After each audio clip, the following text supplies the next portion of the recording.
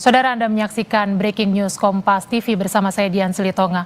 Fragmen dari serangan rudal Iran menghantam permukiman di Shoham, Israel. Satu rumah terbakar.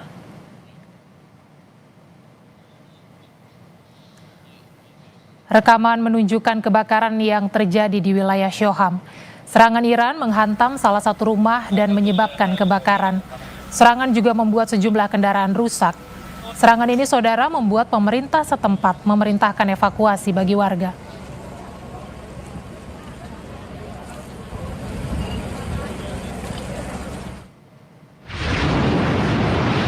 Di sisi lain, ucapan pemimpin tertinggi Iran, Mojtaba Khamenei, untuk membalas serangan Amerika Serikat dan Israel ditindaklanjuti Garda Revolusi Iran dengan gelombang serangan drone dan rudal ke sasaran musuh.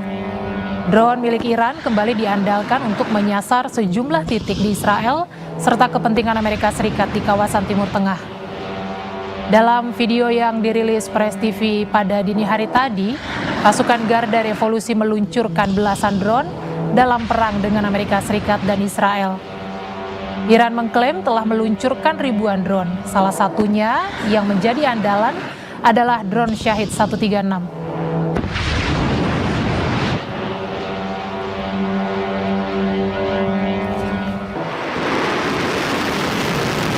Tak hanya drone, saudara, gelombang serangan rudal juga ditunjukkan Korps Garda Revolusi Islam Iran. Sepanjang Jumat kemarin, Iran meluncurkan gelombang serangan rudal ke-45 dan 46. Sejak perang pecah 2 minggu lalu, sebagian besar rudal menyasar 10 target strategis Israel dan 3 lokasi berkumpulnya pasukan Amerika Serikat.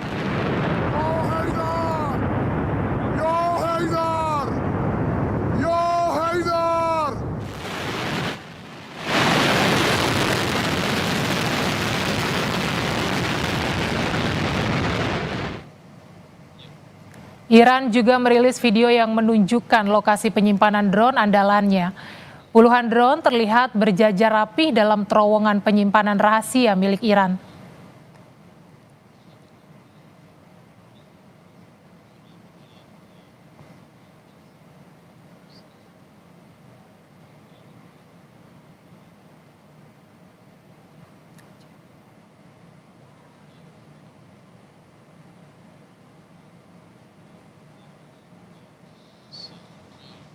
های موساد قبل از اینکه بخواهند 35 مقام لشکری. Intelijen Iran menangkap sejumlah mata-mata musuh yang bersembunyi di beberapa wilayah. Dalam operasi intelijen, Iran juga menyita sejumlah barang bukti yang menguatkan tuduhan terhadap tersangka mata-mata musuh. Iran menduga mata-mata yang ditangkap terafiliasi jaringan intelijen yang bekerja untuk Israel dan Amerika Serikat. یک جا که جمع شدند سربازان گمنام امام زمان در وزارت اطلاعات امانشان ندادند. پوست غیر ایرانی را هم کشف کردند. مثلا در اینجا یک مغازه خاروبار فروشی تعدادی را باز. Pusat Komando Amerika Serikat mengerahkan pembom siluman jarak jauh Northrop B-2 Spirit untuk melakukan serangan jarak jauh ke Iran sebagai bagian dari operasi Epic Fury. Rekaman yang dirilis Pusat Komando Amerika Serikat pada Jumat waktu setempat menunjukkan pembom siluman jarak jauh Northrop B-2 Spirit lepas landas dari lokasi yang dirahasiakan. Pengerahan itu bertujuan menghilangkan ancaman rezim dan menghapus kemampuan militer Iran.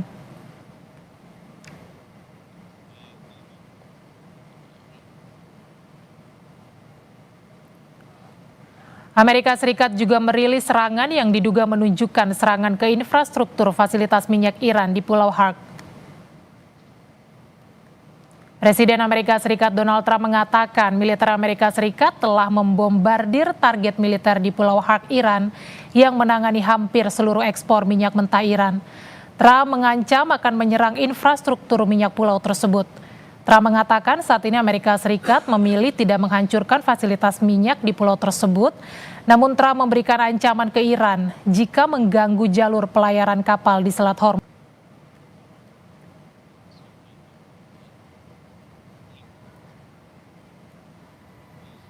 Di sisi lain, Amerika Serikat juga mengerahkan ribuan marinir dan kapal perang tambahan ke kawasan Timur Tengah.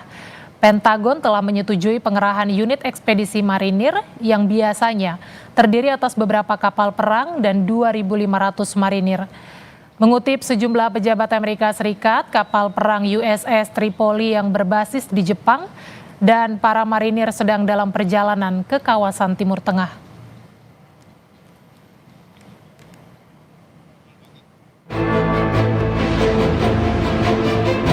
Akhir pekan, Perang Timur Tengah masih membara.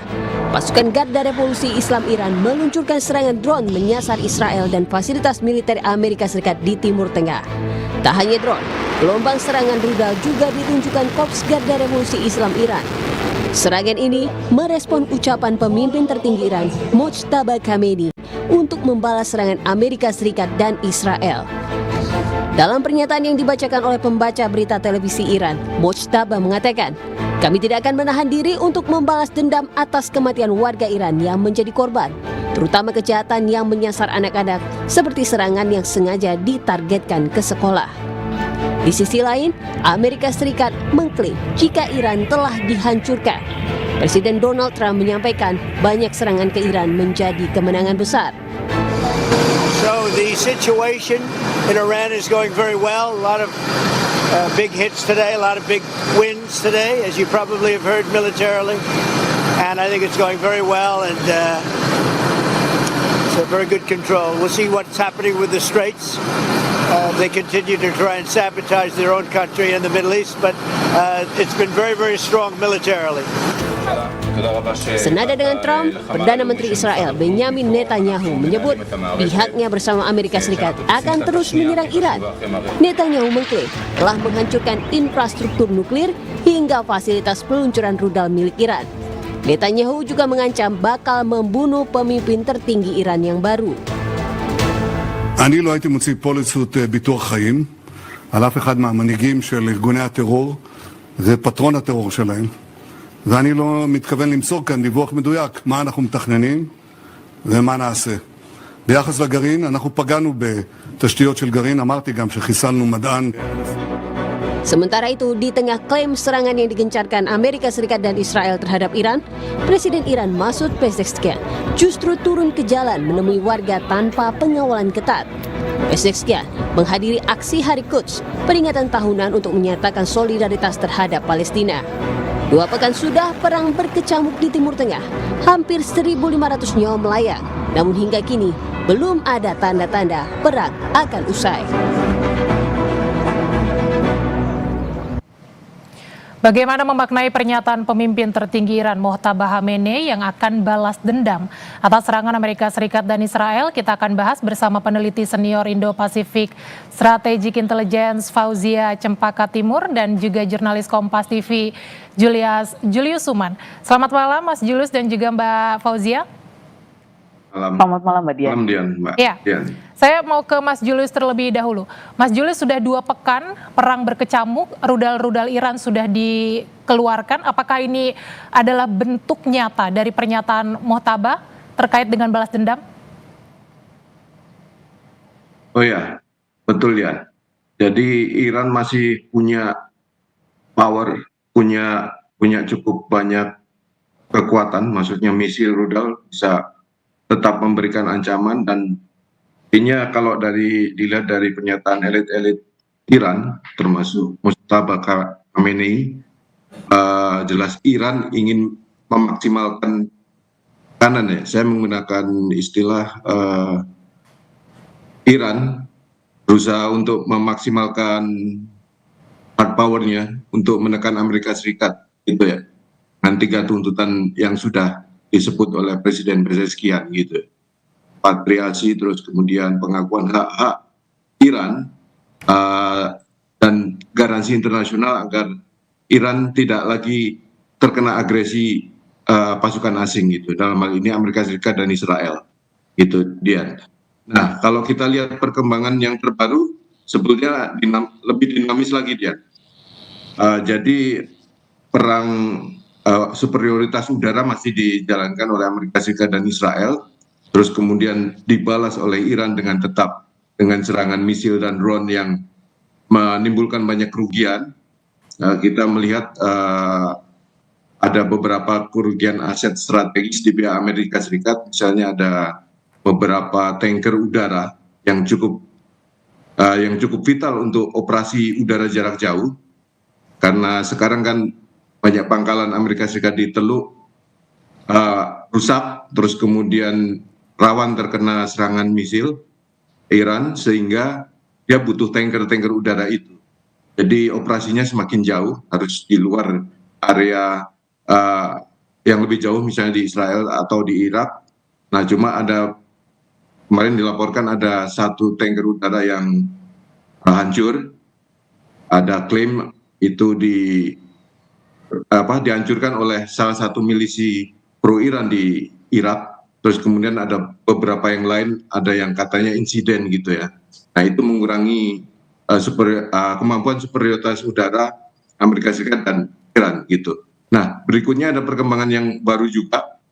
Rupanya Trump berencana mengirim sekian puluh ribu, mungkin 25.000, tapi sekarang sekitar dilaporkan beberapa media Amerika Serikat 6.000 pasukan marinir Amerika Serikat akan dikirim dengan kapal serbu amfibi. Ini mungkin akan mengubah peta lagi nih, Jan. Jadi kemarin Trump merilis video yang intinya ada serangan udara terhadap fasilitas militer yang menaungi Pulau Carr gitu ya. Carr Island ini kan pusatnya terminal untuk menampung terminal minyak untuk menampung minyak Iran gitu ya. Ini 80% produksi minyak Iran, dan sebagian besar minyaknya mengalir dikirim ke Cina. Nah, strategisnya Carr Island ini sangat vital untuk Iran, sehingga dengan kemungkinan pengiriman pasukan marinir itu dimaksudkan untuk ke arah situ ya, semacam show of force. Terus kemudian juga bisa ditempatkan kemungkinan kalau misalnya Trump jadi misalnya menduduki Carr Island, so far belum dihancurkan ya, maksudnya belum dirusak ya. Jadi yang dihancurkan adalah fasilitas pertahanan udara, radar yang di sekitar Pulau Carr Island ini. Nah, dampaknya ini kurang lebih seperti pukulan buat Cina. Karena akses Cina, kalau nanti misalnya Trump menguasai itu menjadi vital ya. Karena ini minyaknya buat Cina, terutama buat Cina, Iran tergantung Cina, 80% pasokan minyak Iran itu ada di situ. Nah, kalau ini dikuasai, tentu saja Cina bakal seperti di fait accompli gitu ya. Nah, kemudian Trump baru saja bilang gini, Amerika Serikat dan beberapa negara akan klaimnya gitu ya, akan mengirim pasukan koalisi untuk membuka Selat Hormuz. Nah, ini sepertinya mau fait accompli Cina lagi nih. Tadi kan Cina punya kepentingan minyak yang terutama dari Carr Island. Nah, dari Carr Island itu harus dilewatkan ke Selat Hormuz. Nah, sementara Selat Hormuz diblokade oleh Iran, tapi yang boleh lewat adalah sekutu-sekutunya, misalnya salah satunya Cina gitu ya, kapal-kapal tanker Cina. Nah, jika Carr Island tadi dikuasai oleh pasukan Amerika Serikat, sehingga ini akan mengganggu Cina. Nah, Trump memfait accompli Cina dengan mengajak dia untuk ikut serta dalam pasukan yang disebutnya pasukan koalisi itu. Jadi Cina dipaksa untuk mengakui pengaruhnya ya atas Carr Island itu supaya ikut. Jadi ini kan otomatis menempatkan Cina pada posisi yang kurang lebih akan sulit dengan Irannya sendiri, padahal dia adalah sekutunya.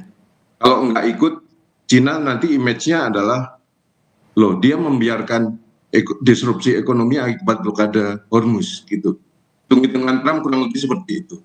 Jadi ini sepertinya salah satu exit buat dia hari ini.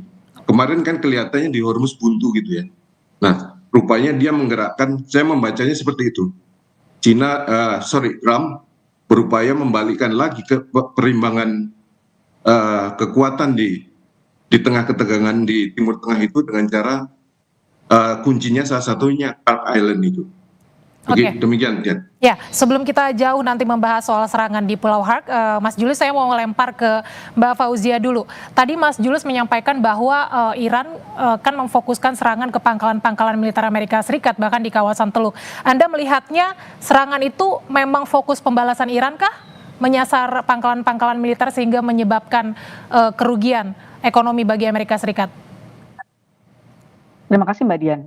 Kalau dari saya melihat bahwa military campaign yang dilakukan oleh Iran atau serangan ini dilakukan secara multidomain. Jadi tidak hanya respon yang sifatnya geometri berlawanan, tapi juga menyerang ke dalam yang kita sebut center of gravity lawan atau Amerika Serikat dan maupun Israel. Nah, ini ada setidaknya saya lihat ada 3 faktor begitu ya yang dilakukan oleh Iran sendiri serangannya. Yang pertama adalah serangan menuju ke Israel dan pangkalan Amerika Serikat begitu yang sejak 28 Februari kita lihat lebih dari 2.000 drone sudah diluncurkan dan lebih dari 500 rudal balistik sudah diluncurkan oleh Iran. Dan kalau kita lihat lebih dari 12 negara juga sudah menjadi target begitu atau korban dalam tanda kutip atas serangan Iran ini. Dan kita lihat bagaimana juga faktor kedua adalah disrupsi maritim yang tadi disampaikan oleh Mas Julius bahwa salah satunya penutupan de facto Selat Hormuz atau bahkan disebut oleh Iran bukan penutupan tetapi pengontrolan begitu ya yang menyebabkan lalu lintas ini di Selat Hormuz menurun hingga sampai 92 hingga 98%. Nah, faktor-faktor maksud saya yang dilakukan oleh serangan yang dilakukan oleh Iran ini tidak hanya menggunakan misalnya sifatnya serangan terhadap lalu lintas vessel atau kapal yang lewat, tapi juga karena Iran telah menyebarkan ranjau yang berada di selat tersebut meskipun secara panjang ukuran dari Hormuz Strait ini hanya pendek begitu ya jika dibandingkan dengan choke point lainnya di dunia, namun kita lihat bagaimana jumlah serangan pada kapal komersial ini sudah lewat dari 10 begitu dan sudah sangat bervariasi negara yang menjadi korban dari disrupsi maritim yang terjadi. Nah, faktor yang ketiga kalau saya lihat memang bukan hanya tadi disampaikan satu terkait dengan serangan ke military base Amerika Serikat maupun ke negara Israel, tapi juga tadi disrupsi maritim. Yang ketiga adalah terkait dengan bagaimana pemanfaatan Iran oleh menggunakan proksi yang sifatnya resilient di negara-negara Teluk maupun negara-negara di Timur Tengah, misalnya di Hezbollah juga sangat aktif melakukan serangan. Tadi disebutnya salah satu milisi misalnya di Irak gitu ya sangat aktif terutama pasca serangan ke Hat Island ini milisi Irak melakukan serangan juga ke kedutaan besar Amerika Serikat di Irak begitu. Nah, ini adalah respon yang dianggap menunggu tapi sangat resilient dalam hal ini dari 28 Februari hingga hari ini berarti proksi yang dimiliki oleh Iran di negara-negara Timur Tengah maupun negara Teluk ini sangat resilient. Mereka dengan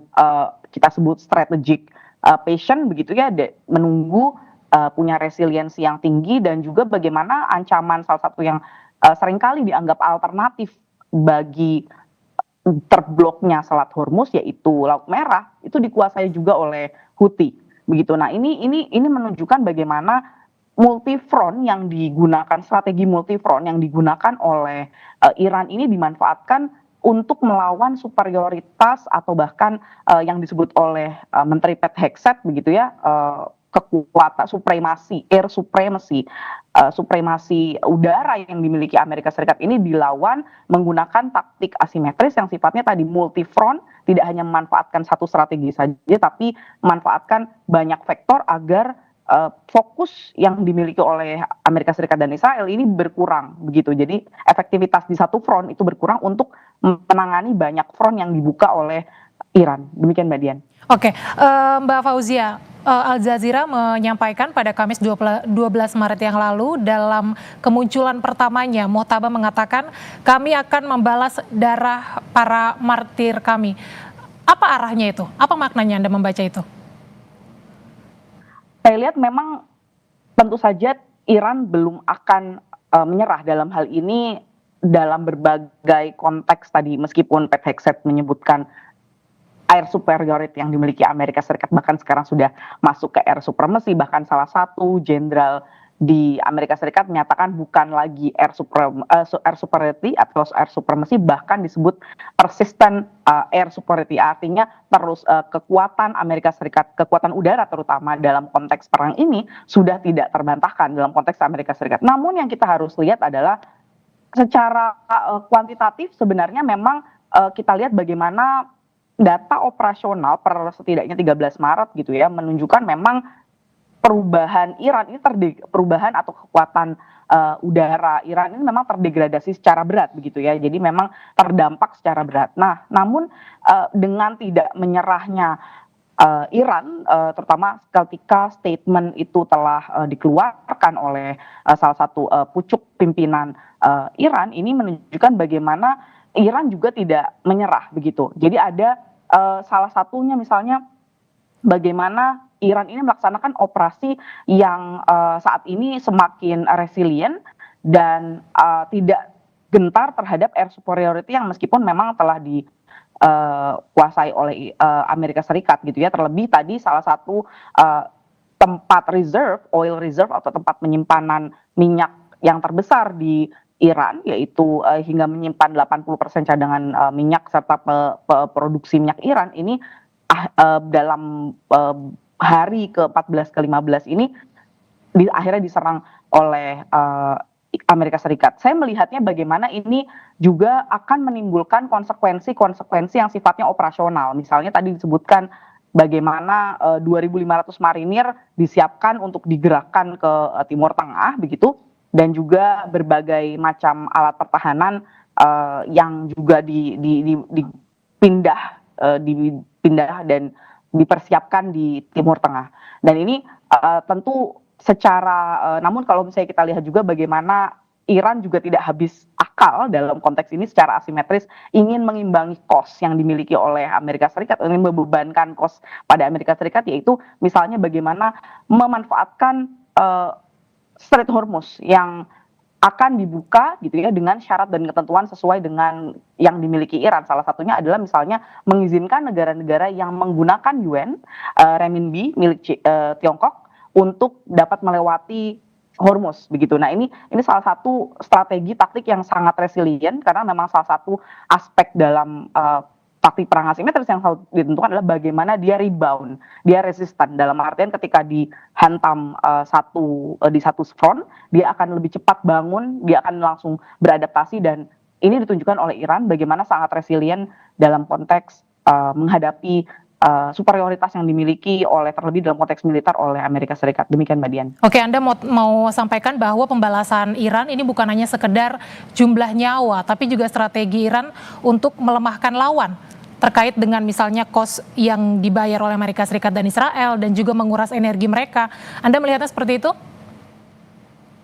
Betul Mbak Dian. Terlebih kalau kita lihat bagaimana serangan yang dilakukan oleh Iran ini memang menggunakan taktik asimetris yang membebankan. Tadi kita dengar dari Mas Julius juga ada salah satu pesawat begitu ya, tulang stratotanker KC-135 yang biasanya merupakan tulang punggung operasi udara Amerika Serikat begitu ya, karena memungkinkan pesawat tempur dan bomber melancarkan serangan tanpa harus mendarat untuk mengisi bahan bakar. Nah, ini terjadi kronologi yang menunjukkan bahwa akhirnya crash gitu ya, terjadi crash pada pesawat tersebut, meskipun terjadi perbedaan informasi sebenarnya antara dalam kejadian ini, karena dari Amerika Serikat menyatakan bahwa ini adalah friendly fire, artinya memang pure kecelakaan, namun bagi Iran gitu ya, ini disebut bahwa ini adalah salah satu taktik. Nah, ini menurut saya adalah bentuk tadi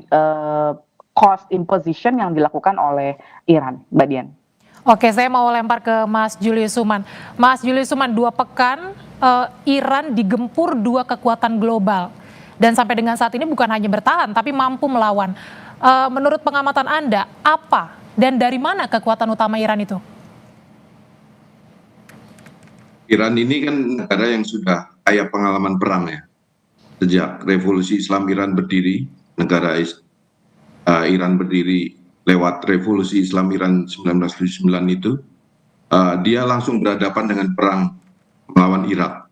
Irak waktu itu disponsori oleh negara-negara Arab Teluk karena yang merasa terancam dengan ekspor revolusi Islam Iran waktu itu.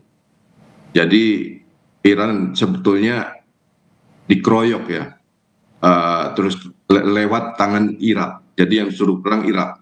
8 tahun habis-habisan, cenderung stalemate gitu, dengan korban yang luar biasa. Terus kemudian kena sanksi dan seterusnya setelah itu. Hingga saat ini kan dampaknya masih terasa. Nah, Iran sehari ini, kalau kita lihat perkembangan 14 hari terakhir ini, walaupun digempur habis-habisan oleh superioritas udara Amerika Serikat dan Israel, nyatanya bisa banyak peluncur, bahkan angkatan peluncur misilnya dia banyak yang dihancurkan, terus kemudian angkatan udara dan angkatan lautnya habis-habisan gitu ya, seperti yang kita saksikan footage-nya. Tapi nyatanya bisa memberikan perlawanan dengan serangan rudal balistik dan drone yang membawa banyak kerugian besar buat aset Amerika. Hampir semua pangkalan dia negara-negara Teluk kena serang gitu. Bahkan dia tadi Mbak Cempaka bilang kan frontnya jadi melebar. Ada soal Hormuznya, ada minyaknya, ada soal bagaimana serangan drone ke pusat-pusat ekonomi gitu, bisa taruhlah Dubai, terus kemudian Bahrain gitu ya, terus kemudian ada intinya ternyata serangan Iran ini bisa memberikan dampak atau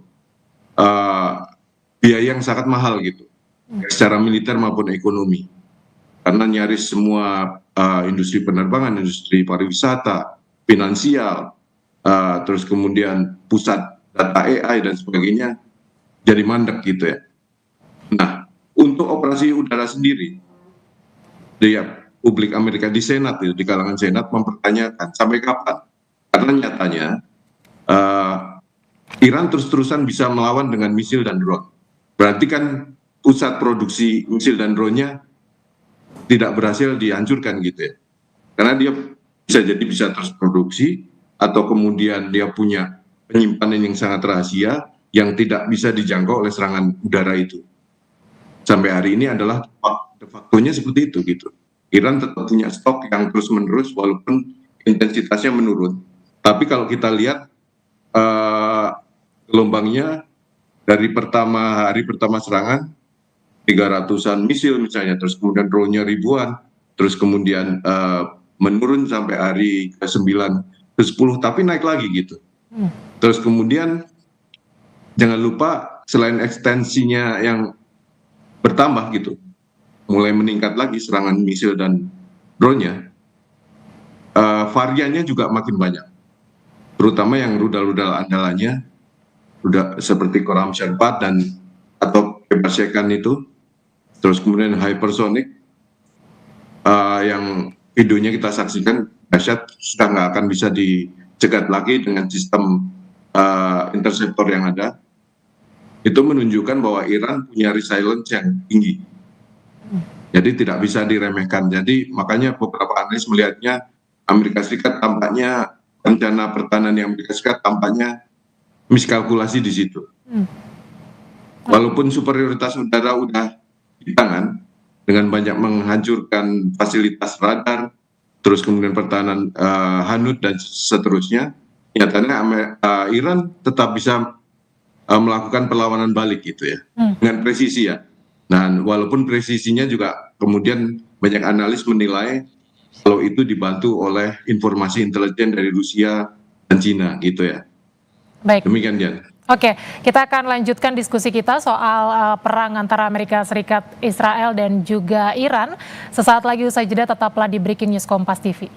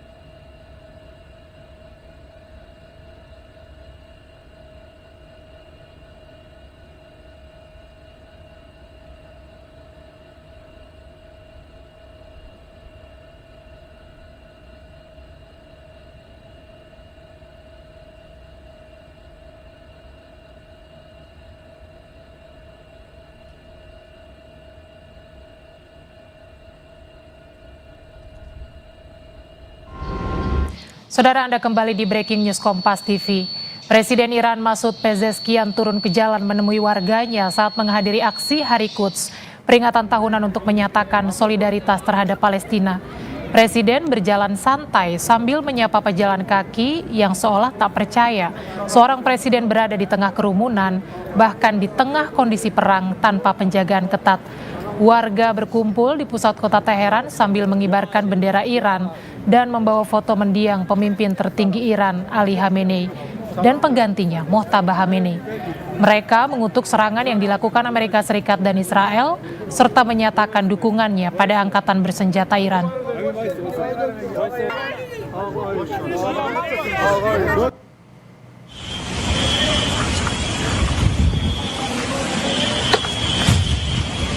Media Iran mengklaim serangan rudal dan drone mengakibatkan kerusakan bangunan dan kebakaran di sejumlah wilayah Israel. Salah satu yang disebut terdampak serangan rudal Iran ada di wilayah Tel Aviv dan Holon. Belum ada pernyataan pemerintah Israel yang membenarkan serangan ini.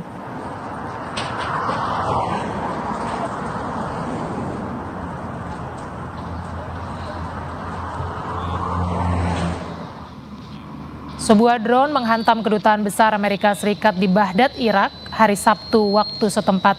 Api berkobar di gedung kedutaan besar Amerika Serikat di Baghdad dan memancarkan asap hitam. Kompleks kedutaan yang luas itu jadi salah satu fasilitas diplomatik Amerika Serikat terbesar di dunia. Kedubes Amerika Serikat di Baghdad telah berulang kali menjadi sasaran serangan roket dan drone yang diluncurkan oleh milisi yang bersekutu dengan Iran.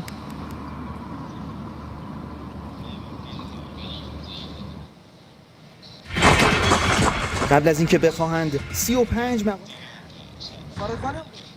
Kita masih bersama peneliti senior Indo-Pacific Strategic Intelligence, Fauzia Cempaka Timur, dan juga jurnalis Kompas TV Julius Suman untuk membahas terkait dengan perang Amerika Serikat, Israel, dan Iran yang semakin sengit. Saya mau ke Mas Julius terlebih dahulu.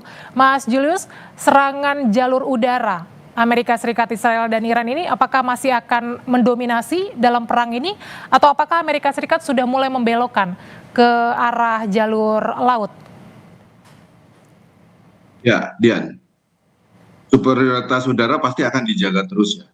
Sementara kemarin kehilangan tanker udara, KC-135-100 tanker, terus kemudian kehilangan, basis-basis militer Amerika Serikat di Teluk juga banyak diserang sehingga tidak bisa digunakan.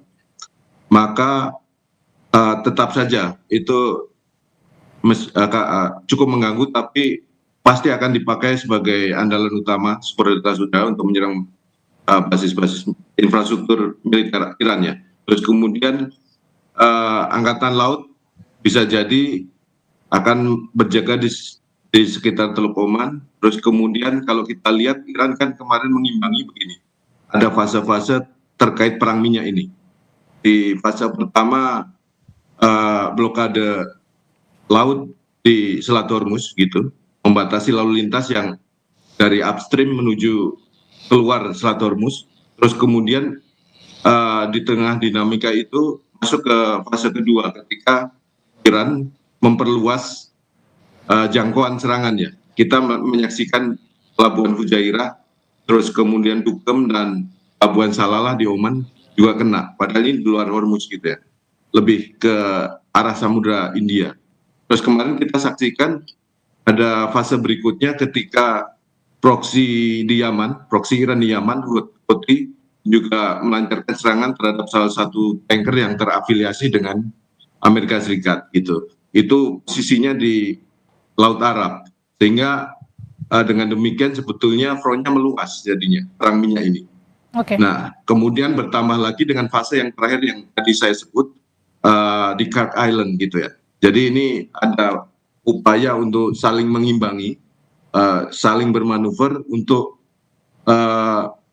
berusaha mendapatkan keuntungan strategis masing-masing gitu ya. Demikian Dan. Oke, perangnya semakin meluas dan kemudian juga tentu jalurnya juga semakin luas begitu ya yang dimanfaatkan. Tapi saya mau tekankan dulu nih Mas Julius, Iran kan juga merilis begitu ya gambar penyimpanan senjata mereka, penyimpanan drone dan juga rudal. Apakah ini merupakan taktik psikologis untuk bilang ke Amerika Serikat dan Israel bahwa ya kami masih punya amunisi yang cukup untuk terus melakukan serangan.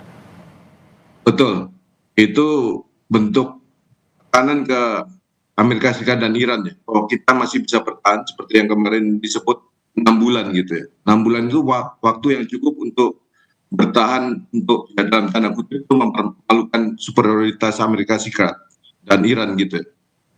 Bagaimanapun tadi betul bahwa Iran sudah punya pengalaman perang yang lama sehingga saya berkeyakinan ada banyak infrastruktur di dalam tanah di bawah bunker yang bisa memproduksi misil-misil balistik itu. Terus kemudian untuk drone jangan salah, drone itu bisa dengan mudah dibuat di tempat yang mungkin masuk di enklave sipil gitu, misalnya ya dibikin di apartemen, dibikin di tempat yang orang tidak akan menduga gitu.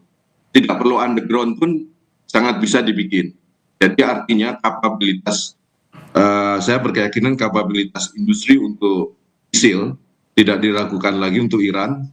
Dia banyak dibantu oleh teknologi Korut. Terus kemudian ada laporan banyak disuplai spare part-nya oleh Cina, dan dia juga punya semacam rantai pasok gitu ya untuk spare part misil itu dari banyak negara. Bahkan kemarin kan sempat ada laporan satu suppliernya di Surabaya gitu.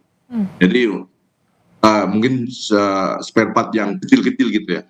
Dan ini jadi dia juga pintar, tidak akan Iran juga cerdas, tidak akan menumpuk satu rantai pasok untuk beberapa material senjatanya dari satu tempat karena itu akan rawan gitu ya.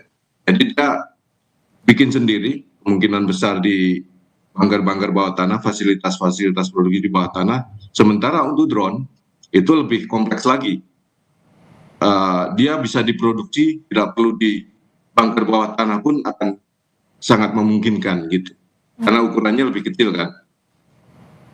Dan perang drone ini juga dinamis, teknologinya terus berkembang, walaupun dia Amerika Serikat dan beberapa negara teluk berupaya untuk mengimpor interceptor drone dari Ukraina, bisa jadi juga salah satu yang akan game changing di situ. Tapi teknologi kontranya juga akan berkembang lebih jauh. Jadi misalnya bagaimana drone itu di drive, mungkin tidak perlu ada teknologi yang akan jangan pakai GPS yang konvensional, tapi dengan yang punya Rusia misalnya.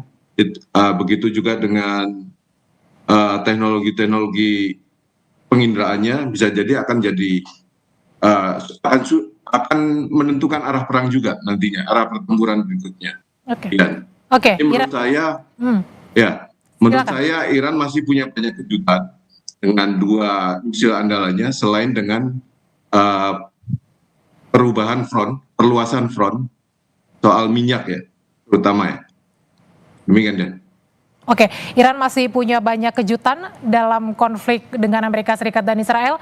Mbak Fauzia, apakah Anda melihat yang sama bahwa pola serangan Iran sampai dengan saat ini adalah memang Iran yang menginginkan konflik ini berlarut? Ketika kita bicara tentang air superiority dan keberlangsungan konflik ini atau keberlanjutan konflik ini atau perang ini, kita melihat bagaimana konsep doktrin air superiority itu bukan berarti selamanya. Artinya adalah air superiority dimaknai sebagai dominasi di area udara untuk waktu tertentu, dan ini kita sepakati sejak 28 Februari setidaknya sampai hari ini masih dikuasai oleh Amerika Serikat. Meskipun demikian, hal ini tidak otomatis berarti dominasi juga di semua front, karena tadi kita lihat bahwa bagaimana vektor-vektor yang dilakukan atau dijalankan oleh Iran ini sangat banyak, tidak hanya dalam konteks udara saja. Dan salah satu laporan yang dikeluarkan oleh editorial New York Times bahkan menyatakan bahwa salah satu yang dimana kita tidak bisa melihat American superiority adalah di Selat Hormuz begitu, karena di situ Iran masih berhasil menyerang kapal, meletakkan ranjau, dan bahkan mengoperasionalisasikan yang kita sebut drone boats. Jadi tidak hanya drone yang sifatnya udara, tapi juga drone boats di Hormuz Strait. Nah, ini kita melihat bagaimana domain udara air superiority juga memiliki keterbatasan sebenarnya.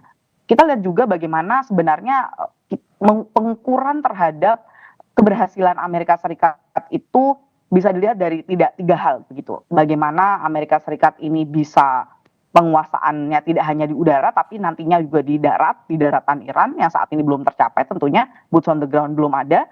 Dan yang kedua adalah belum ada penyelesaian tentang masalah Hormuz begitu. Bagaimana saat ini kontrol terhadap Hormuz masih berada sepenuhnya di Iran misalnya.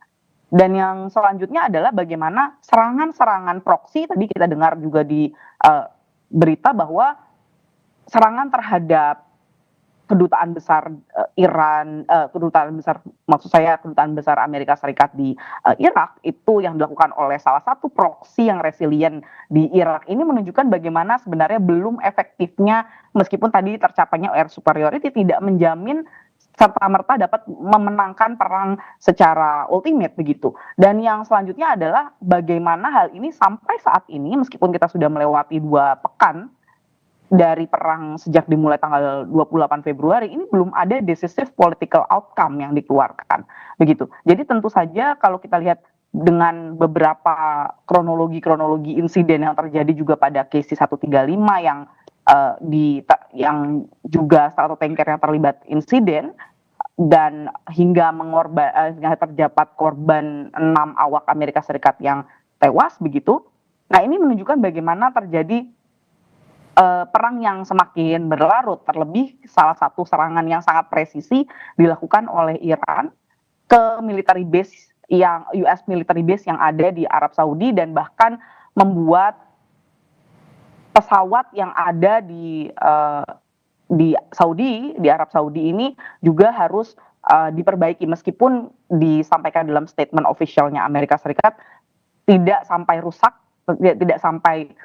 rusak secara utuh begitu, secara luar biasa, tapi hanya perlu perbaikan. Namun tetap saja ini dalam konteks peperangan asimetris, kerusakan sedikit saja ini berarti perpanjangan waktu akan semakin dapat dilakukan oleh Iran begitu. Nah, salah satu statement yang cukup menarik adalah menurut saya salah satu yang disampaikan pimpinan militer Iran baru-baru ini menyatakan dalam sebuah press release-nya atau statement-nya bahwa perang ini akan segera berakhir sebelum Norwus New Year yang biasa di celebrate atau dirayakan oleh Iran. Nah, ini akan menarik juga gitu ya. Terlebih kita lihat banyak decisive attack yang dilakukan oleh baik Iran maupun Amerika Serikat. Amerika Serikat menyerang Khark Island misalnya dan ada shifting ekonomi strategi yang dibebankan oleh Iran yang baru yaitu mau membuka Selat Hormuz dengan syarat tertentu. Nah, ini menurut saya sudah mulai memasuki babak baru. Jadi sudah tidak lagi mungkin sifatnya adalah stalled operation di mana saling menyerang dengan efisiensi yang menurun saja, tetapi juga front-front baru ini terbuka dan juga semakin menentukan bagaimana akhir dari perang ini maupun outcome dari perang ini nantinya.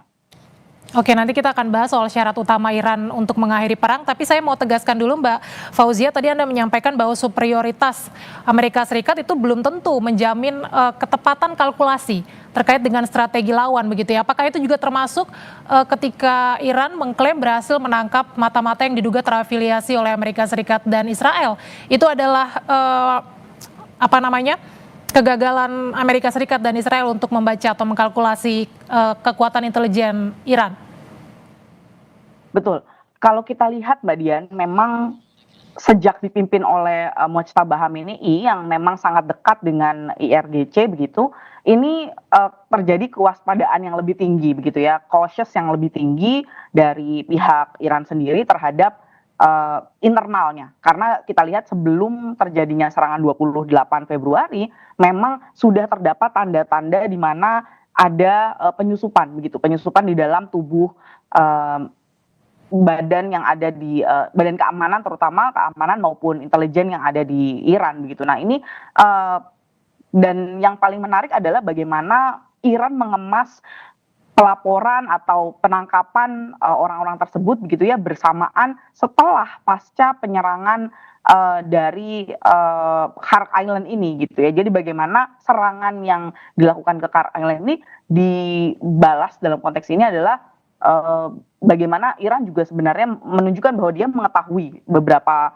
pihak yang saat ini juga dianggap menyusup atau yang justru pro terhadap Israel dan Amerika Serikat. Nah, salah satu yang juga menarik tadi dibahas adalah bagaimana information operation yang dimiliki oleh Iran ini ditunjukkan secara tenang juga melalui tadi Pezeshkian, Arakci dan Ketua Yudisial Iran yang turun ke jalan gitu ya untuk merayakan Hari Al-Quds sebagai solidaritas pada Palestina begitu. Dan ini menunjukkan bagaimana kepada masyarakat Iran sendiri gitu ya tambahan kekuatan secara mental, terlebih ketika secara militer kekuatan Amerika Serikat berhasil mengebom Khark Island. Nah ini tentu menjadi tambahan kekuatan dalam konteks mental begitu, karena dalam peperangan asimetris yang paling penting adalah bagaimana mempertahankan resiliensi mental dari prajurit maupun masyarakat sendiri. Baik, beberapa strategi dilakukan oleh Iran untuk melalui proses perang atau konflik. Kita masih akan melanjutkan diskusi ini, tetapi usai jeda tetaplah di Breaking News Kompas TV, saudara.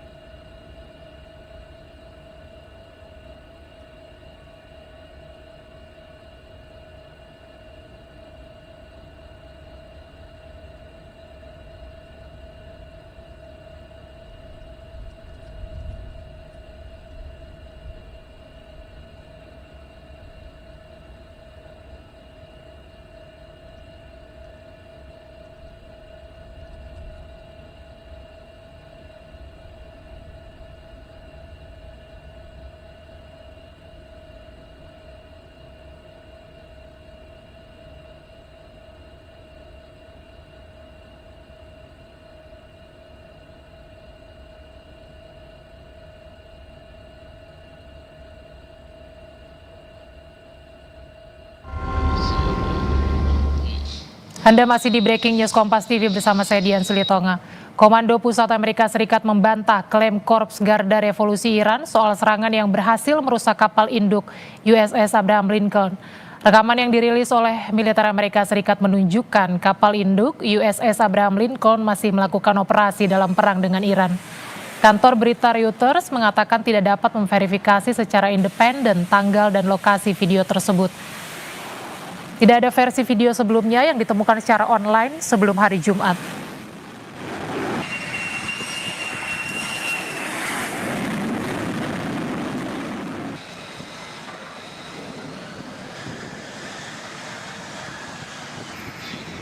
Sementara itu, Amerika Serikat mengerahkan ribuan marinir dan kapal perang tambahan ke kawasan Timur Tengah. Pentagon telah menyetujui pengerahan unit ekspedisi marinir yang biasanya terdiri atas beberapa kapal perang dan 2.500 marinir. Mengutip sejumlah pejabat Amerika Serikat, kapal perang USS Tripoli yang berbasis di Jepang dan para marinir sedang dalam perjalanan ke kawasan Timur Tengah.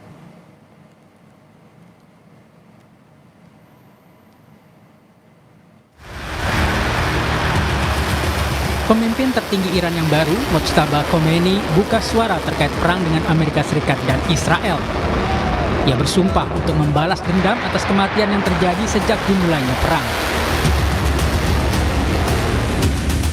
Iran juga akan tetap memblokir Selat Hormuz, jalur pelayaran minyak tersibuk di dunia. Dia juga memperingatkan negara-negara tetangga agar tidak mengizinkan wilayahnya dijadikan pangkalan militer Amerika Serikat. Dalam pernyataan yang dibacakan oleh pembaca berita televisi Iran, Mojtaba mengatakan, "Kami tidak akan menahan diri untuk membalas dendam atas kematian warga Iran yang menjadi korban, terutama kejahatan yang menyasar anak-anak seperti serangan yang sengaja ditargetkan ke sekolah." Sementara itu, Perdana Menteri Israel Benjamin Netanyahu muncul untuk pertama kalinya sejak serangan Iran ke Tel Aviv. Ia menyebut pihaknya bersama Amerika Serikat akan terus menyerang Iran. Netanyahu mengklaim telah menghancurkan infrastruktur nuklir hingga fasilitas peluncuran rudal milik Iran. Netanyahu juga mengancam bakal membunuh pemimpin tertinggi Iran yang baru. אני לא הייתי מוציא פוליסות ביטוח חיים על אף אחד מהמנהיגים של ארגוני הטרור, זה פטרון הטרור שלהם. ואני לא מתכוון למסור כאן דיווח מדויק מה אנחנו מתכננים ומה נעשה. ביחס לגרעין, אנחנו פגענו בתשתיות של גרעין, אמרתי גם שחיסלנו מדען. Konflik Iran dan Amerika Serikat yang didukung Israel yang berlangsung sejak 28 Februari lalu telah memasuki pekan kedua. Di luar prediksi Amerika Serikat, serangan besar-besaran Washington tidak membuat pemerintah Teheran tumbang. Kita masih bersama peneliti senior Indo-Pacific Strategic Intelligence, Fauzia Cempaka Timur, dan juga jurnalis Kompas TV Julius Suman. Kita masih akan kembali berdiskusi, Mas Julius dan juga Mbak Fauzia, tapi saya ke Mas Julius terlebih dahulu. Masih tersambung? Oke. Ya, Mas Julius, Anda tadi menjelaskan soal perang tanker atau perang minyak yang sudah memasuki sampai ke fase 3. Nah, Anda membacanya sampai sejauh mana nanti skenario serangan atau perang minyak tersebut? Ya, Iran punya kartu di Selat Hormuz. Terus kemudian Selat Hormuz ini juga tadi saya jelaskan ada fase-fase lanjutannya ya. Hari ini saya dengar juga Fujairah kembali diserang. Fujairah ini kan terminal utama untuk minyak di Uni Emirat Arab. Fujairah posisinya di luar Selat Hormuz, tapi dijangkau oleh serangan Iran gitu ya. Jadi ini kembali nih, hari ini diserang. Terus kemudian Iran ada laporan dari beberapa informasi open source, Iran juga menyerang kantor cabang Citibank di Bahrain. Jadi ini kembali lagi nih, ada perang untuk jadi tujuannya adalah menekan negara-negara Arab dulu untuk menggeser tekanan dari Teheran ke Amerika Serikat gitu ya. Mereka negara-negara itu kalau itu akan diminta didesak oleh Iran untuk mendikte Amerika Serikat ya, untuk menarik untuk mundur dari perang dan memenuhi sejumlah tuntutan yang mereka sampaikan sebelumnya. Nah, kemudian gini Dian, kalau Iran punya kartu tanker di Selat Hormuz dan perluasan serangan ke kilang-kilang minyak yang lain, tampaknya Amerika Serikat menggunakan kartu yang lain di Kart Island dengan menghancurkan fasilitas pertahanan udara dan radar yang melindungi Kart Island. Sepertinya Washington ingin memberi pesan gitu ya, bahwa Washington punya kartu yang lain. Sepertinya seperti itu. Nah, jangan lupa ada benang merahnya begini. Kalau di Selat Hormuz, tanker-tanker Cina yang akan membawa minyak ke Tiongkok itu melewati Selat Hormuz kan diperbolehkan ya, diizinkan untuk lewat. Nah, kemudian kalau sumbernya di Kart Island karena produksi utama minyak Iran tadi saya sebut adalah di Kart Island. Itulah mungkin titik balik strategisnya so far ya. Ini seperti cara Amerika Serikat untuk mengimbangi kartu trufnya Iran di Selat Hormuz gitu. Nah, tapi sampai sejauh ini bahkan dari sejak awal perang, Kart Island ini tidak diserang. Fasilitas minyaknya sampai hari ini belum tidak rusak gitu ya. Jadi yang diserang adalah fasilitas militer yang menaungi wilayah itu. Nah, ini tampaknya karena kalau sampai misalnya tidak berproduksi, tentu saja akan bikin Beijing berang gitu ya. Nah, sepertinya Trump memanfaatkan kartu Kart Island ini sekaligus untuk mendikte Cina. Dia berupaya ngimbanginya seperti itu. Jadi dia hari ini posting mengklaim bahwa ada coalition warship gitu ya, koalisi kapal perang itu. Walaupun itu dibantah beberapa negara Eropa ya, Prancis dan Inggris tampaknya tidak setuju, tidak mengakui klaim Trump gitu bahwa akan ada koalisi kapal perang gitu. Nah, sepertinya Trump ingin menempatkan Cina dalam posisi yang dilematis seperti ini. Kalau Cina tidak gabung, kan Cina juga punya kepentingan minyak di Kart Island itu kan. Dari situ minyaknya dia yang akan dikirim ke negaranya. Berarti akan ada image bahwa Cina seolah-olah kalau tidak ikut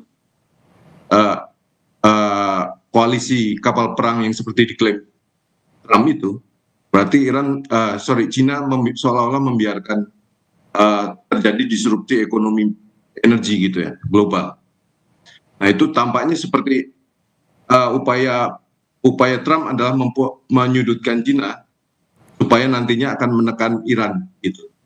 Jadi ini sepertinya saya kemarin belum melihat exit war-nya Trump karena Kongres dan publik Amerika Serikat bertanya-tanya kan.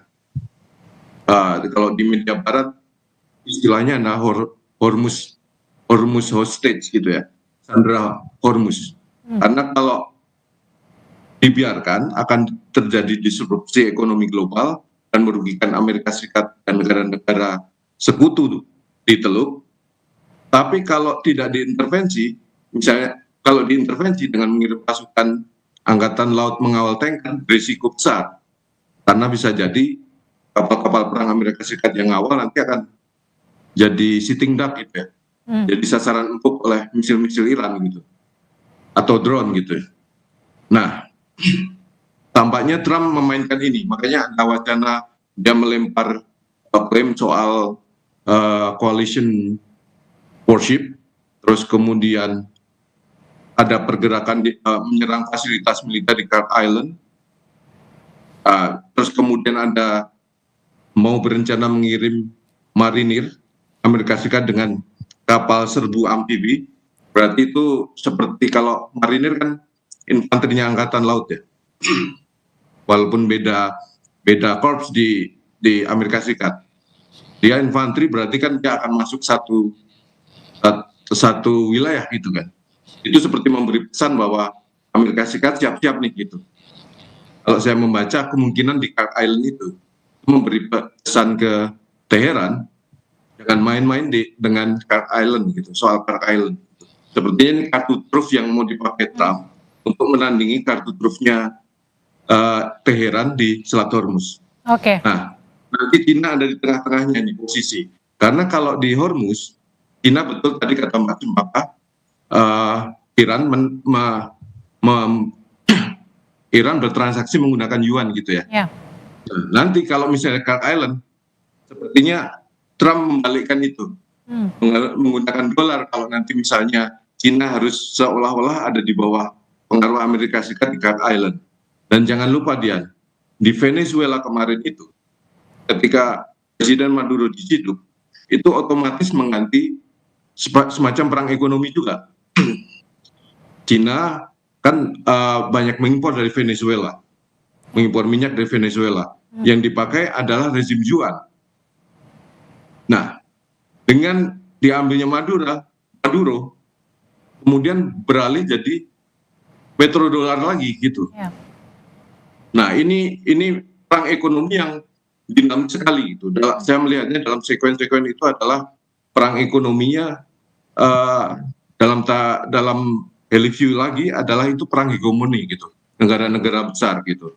Dalam hal ini saya melihat bayang-bayang perang hegemoni antara Amerika Serikat dan Cina gitu. Jadi setelah di Venezuela pengaruh Cina jadi tiba-tiba dalam tanda kutip melempem.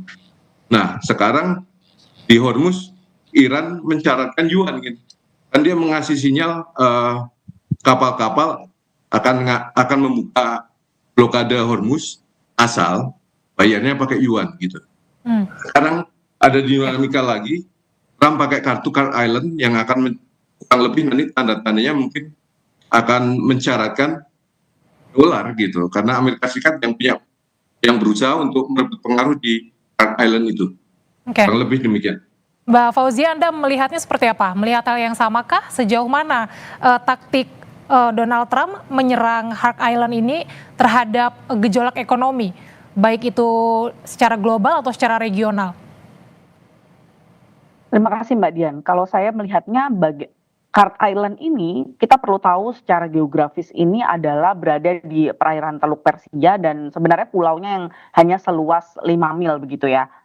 Namun dia menangani sangat signifikan karena menangani 85 sampai 80 sampai 90% ekspor minyak mentahnya Iran begitu. Nah, ini nilainya pada sebelum perang gitu ya bisa mencapai 50 miliar dolar per tahun begitu. Nah, ini angka yang sangat besar dan kita bisa bilang bahwa tanpa Kirk ini sebenarnya Iran akan kehilangan pendapatan yang biasanya membiayai IRGC, lalu program rudalnya dia dan juga operasi-operasi militer yang saat ini sangat penting bagi Iran. Nah, ketika kita melihat ini ada identifikasi ketegangan utama yang terjadi melihat Kirk Island ini, yaitu tentu serangan ke fasilitas minyak Kirk ini, Pulau Kirk ini akan memicu retaliasi Iran dan bahkan kita dengar pada tanggal 11 Maret misalnya parlemen Iran ini sudah menyampaikan bahwa jika Kirk Island diserang, maka Iran akan merespon dengan serangan ke seluruh infrastruktur minyak bukan di hanya milik military base-nya Amerika Serikat, tapi infrastruktur minyak milik kawasan.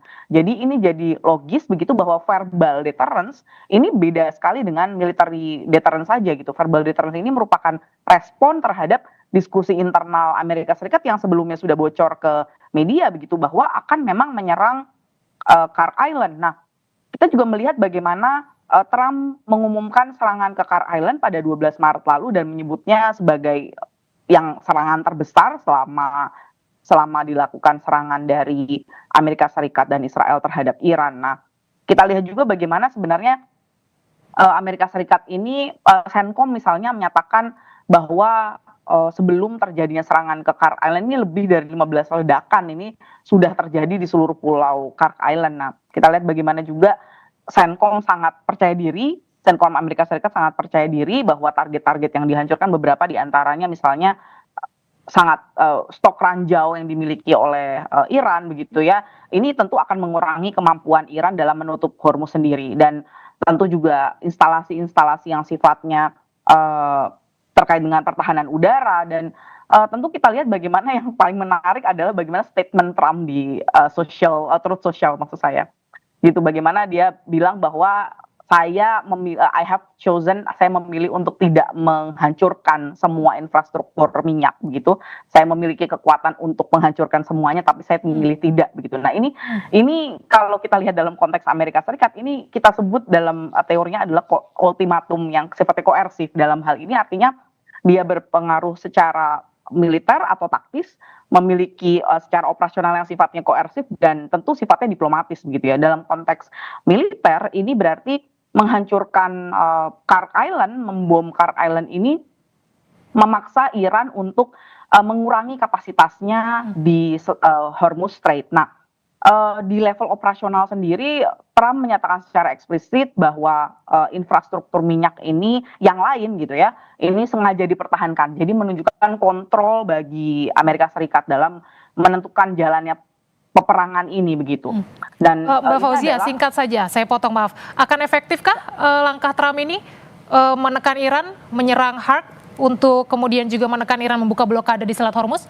Singkat saja. Ada tiga faktor yang tadi saya sampaikan. Satu, apakah ini akan akhirnya dibuka Selat Hormuz oleh Iran begitu? Kalau iya, berarti efektif begitu ya. Yang kedua adalah apakah serangan dari proksi-proksi di kawasan lain akan berkurang? Jika iya, berarti efektif begitu.